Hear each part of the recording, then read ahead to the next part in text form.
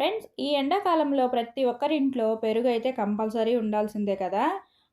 ఇలాంటప్పుడు పెరుగుని ప్రతిరోజు రొటీన్‌గా, ప్లెయిన్‌గా కాకుండా అప్పుడప్పుడు కొంచెం ఇలా డిఫరెంట్‌గా ట్రై చేస్తే తినే వాళ్ళకి బోర్ కొట్టకుండా టేస్టు డిఫరెంట్‌గా తెలుస్తూ ఇష్టంగా అయితే తినేస్తారు. ఇక్కడ నేనైతే మునక్కాయలతోటి పెరుగు పులుసు అయితే తయారు చేశాను. అందుకోసం నేను ఒక 4 మీడియం సైజు మునక్కాయలనైతే తీసుకున్నాను. మునక్కాయ ముక్కల్ని ఇలా నీట్‌గా కట్ చేసుకొని, కడుక్కొని పెట్టుకున్నాను అనమాట. వీటిని ముందే ఉడికించి పక్కన పెట్టుకోవాలి. కొంచెం ఉప్పు వేసుకొని తాలింపుకు ఉడికించుకుంటాం కదా! అలాగా. తర్వాత అందులోకి నేను ఒక పెద్ద సైజు ఆనియన్‌ని ఇలా రఫ్‌గా కట్ చేసుకున్నాను. తర్వాత 1 ఇంచు అల్లం కూడా తీసుకొని ఇలా చిన్న చిన్న ముక్కలుగా అయితే చేసుకున్నాను. ఒక 4, 5 పచ్చిమిర్చి, పెరుగు రుచికి సరిపడినంత మీకు కావాల్సినంత వరకు కారం వేసుకోవచ్చు. నేనైతే ఒక 4, 5 పచ్చిమిర్చి తీసుకున్నాను. ఇవి కూడా చిన్నవే కాస్త. అందులోకి మళ్ళీ కొత్తిమీర కాస్త, కొంచెం కరివేపాకు కూడా కట్ చేసి పక్కన పెట్టుకున్నాననమాట. కొంచెం కొత్తిమీర, ఇందులోనే కొంచెం పుదీనా కూడా కలిపాను. ఇలా కరివేపాకు కూడా పెద్ద పెద్దవిగా ఉంటే కొంచెం ఇలా ముక్కల్లాగా అయితే కట్ చేసి పక్కన పెట్టుకున్నాను. ఒక మిక్సీ జార్ తీసుకొని మనం కట్ చేసుకున్న ఆనియన్స్, అల్లము, పచ్చిమిర్చి వేసుకొని ఇలా రఫ్‌గా అయితే చాప్ చేసుకోవాలన్నమాట. పల్స్ ఇచ్చుకుంటూ చాప్ చేసుకుంటే ఇలా అయితే రఫ్‌గా తయారవుతాయి. చూస్తున్నారు కదా!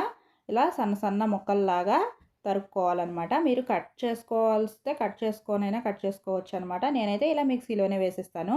తర్వాత పోపు కోసము పొయ్యి మీద పెనం పెట్టుకొని ఆవాలు, జీలకర్ర, పచ్చిశనగపప్పు, ఒక 2 ఎండుమిర్చి వేసుకున్నాను. కరివేపాకు, కొత్తిమీర కూడా వేసుకొని బాగా వేయించుకోవాలి.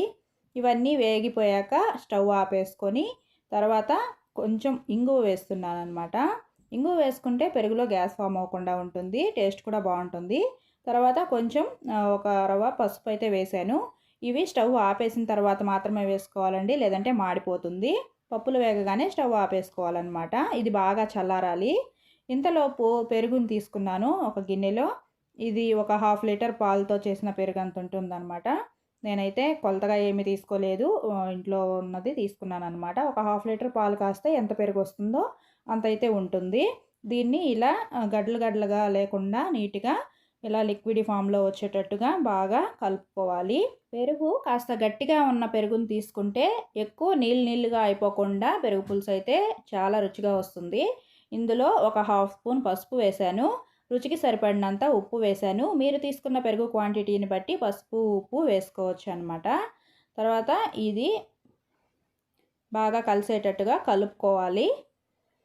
ఇదంతా నీట్‌గా పెరుగులో అయితే కలిసిపోవాలి. తర్వాత మనం మిక్సీలో వేసుకున్న ఆనియన్స్, పచ్చిమిర్చి, అల్లం మిశ్రమాన్ని అయితే ఇందులో వేస్తున్నాను. ఇవన్నీ వేసేయాలి. కట్ చేసుకున్నటువన్నీ ఆనియన్స్ అంతా వేసేసి ఇవి పోపులో వేయించక్కర్లేదు, పచ్చిగానే వేస్తున్నాను. తర్వాత మనం ఉడికించి పక్కన పెట్టుకున్న మునక్కాయ ముక్కలను కూడా వేస్తున్నాను. మునక్కాయ ముక్కలన్నీ కూడా వేసేసాను. నేను మునక్కాయ ముక్కలు ఉడికించినప్పుడు కాస్త ఉప్పు వేసి ఉడికించుకున్నాను. సాల్ట్ చూసుకొని అడ్జస్ట్ చేసుకోవాలి. తర్వాత మనం పెట్టుకున్న పోపును కూడా ఇందులో వేసేస్తున్నాను. పోపు మిశ్రమాన్ని కూడా వేసేసి మొత్తం కలిసేటట్టు నీట్‌గా కలిపేసుకుంటే టేస్టీ పెరుగు పులుసు అయితే రెడీ అయిపోయింది మునక్కాయలతోటి. ఇందులో మీరు వంకాయ వేసుకోవచ్చు, సొరకాయ వేసుకోవచ్చు, పొట్లకాయ వేసుకోవచ్చు. ఒక్కొక్క కూరగాయ వేసుకునేదానికి ఉడికించే ప్రాసెస్‌లో తేడా ఉంటుంది, కానీ పెరుగును మాత్రం ఇలాగే కలుపుకోవాలన్నమాట. చాలా రుచిగా ఉంటుంది. ఆనియన్స్, పచ్చిమిర్చి ఇవన్నీ ఊరి పెరుగుకి మంచి టేస్ట్‌నైతే ఇస్తాయి. ఒక్క హాఫ్ అన్ అవర్ పక్కన పెడితే చాలా బావుంటుంది.